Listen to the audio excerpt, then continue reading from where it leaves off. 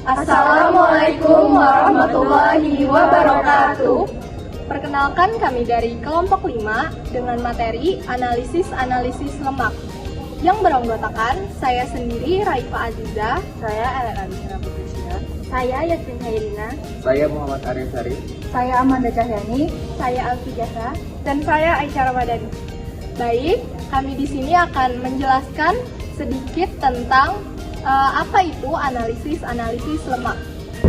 Lemak merupakan salah satu kandungan utama dalam makanan dan penting dalam diet karena beberapa alasan.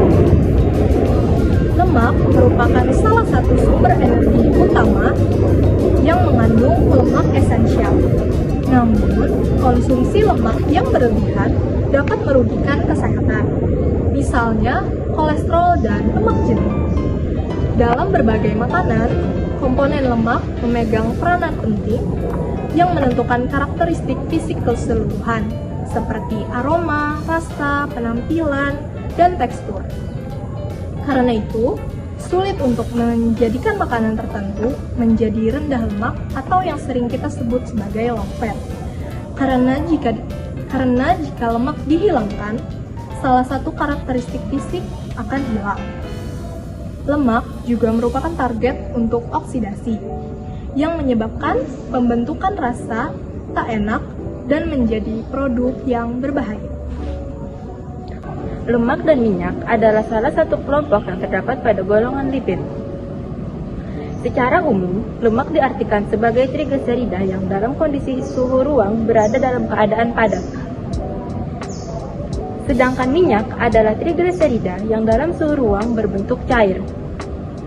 Lemak dan minyak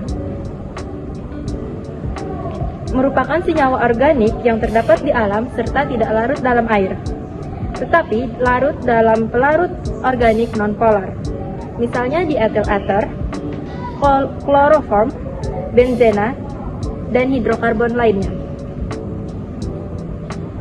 Lemak dan minyak dapat larut dalam pelarut yang disebutkan di atas karena lemak dan minyak mempunyai polaritas yang sama. Hasil hidrokarbon lemak dan minyak adalah asam karboksilat dan gliserol. Asam karboksilat ini disebut asam lemak yang mempunyai rantai hidrokarbon yang panjang dan tidak bercabang. Lemak tersusun dari ikatan-ikatan kompleks dan ikatan-ikatan kimia dengan komponen lain dalam sampel makanan. Contoh dari ikatan ini yaitu karbohidrat atau protein. Asam lemak dapat diuraikan dengan menghidrolisis lemak.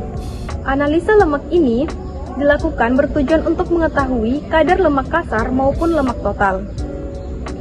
Untuk informasi pelabelan produk makanan serta mengikuti standar baku kandungan lemak yang seharusnya dari produk makanan, analisa lemak meliputi proses pengujian kadar lemak yang dapat dilakukan dengan metode. Pertama, metode ekstraksi Shockley. Metode ini menggunakan prinsip analisis. Yang pertama, ekstraksi lemak menggunakan pelarut lemak seperti petroleum ether, petroleum benzena, diethyl ether, aseton, metanol, dan lain-lain. Yang kedua, bobot lemak diperoleh dengan cara memisahkan lemak dengan pelarutnya. Dalam penentuan kadar lemak, bahan yang diuji harus cukup kering. Karena jika sedikit saja basah, selain memperlambat proses ekstraksi, air dapat turun ke dalam labu dan akan mempengaruhi dalam perhitungan. Proses ekstraksi Shockley selesai apabila pelarutnya yang digunakan sudah jernih. Pelarut yang jernih menandakan bahwa lemak yang terdapat dalam Shockley telah masuk semua ke dalam labu itu. Setelah diperoleh lemak yang diinginkan, maka metode pemanasan dapat digunakan untuk memisahkan antara pelarut dengan lemak. Hal ini dapat digunakan karena titik didih lemak yang lebih tinggi dari pelarut, sehingga berat hasil ekstraksi dapat diukur. Kemudian ada metode Babcock. Metode Babcock menggunakan prinsip analisis, yaitu penentuan volume lemak sampel cair dengan proses pelarutan sampel pada pelarut organik. Penentuan lemak dengan botol Babcock sangatlah sederhana. Sampel yang telah ditimbang dimasukkan ke dalam botol Babcock. Pada leher botol Babcock ini telah dilengkapi dengan skala ukuran volume. Sampel yang dianalisa ditambah dengan asam sulfat pekat yaitu 95% untuk merusak emulsi lemak. Dengan rusaknya protein atau denaturasi ataupun koagulasi, maka memungkinkan globula lemak lain mengumpul menjadi lemak yang lebih besar dan akan mengapung di atas cairan. Setelah disentrifugasi, lemak akan semakin jelas terpisah dengan komponen yang lain. Agar dapat dibaca lemak, maka ke dalam botol ditambahkan aquades panas sampai lemak tepat pada tanda skala bagian atas. Dengan demikian, banyakkan lemak dapat secara langsung dibaca atau diketahui. 3. Metode Majonier. Metode Majonier menggunakan prinsip analisis. Sampel yang dimasukkan ke dalam tabung Majonier dilarutkan dengan etanol dan dihidrolisis dengan amonium hidroksida membentuk asam lemak bebas yang selanjutnya diekstrak dengan menggunakan pelarut organik dietyl ether dan petroleum ether.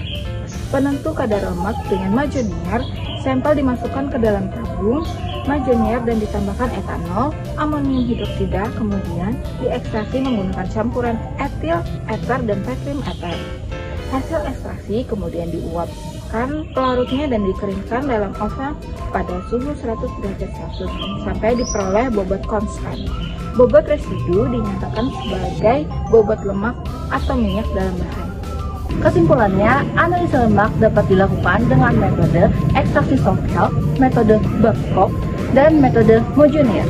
Analisa lemak dilakukan dengan tujuan untuk dapat mengetahui jumlah lemak atau minyak yang dipergunakan dari suatu sumber lemak atau minyak.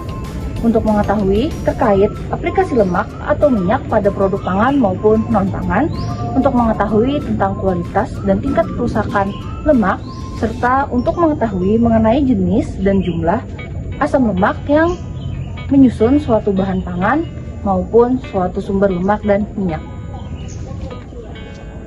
Sekian video dari kami, semoga penjelasan kami dapat dipahami. Wassalamualaikum warahmatullahi wabarakatuh.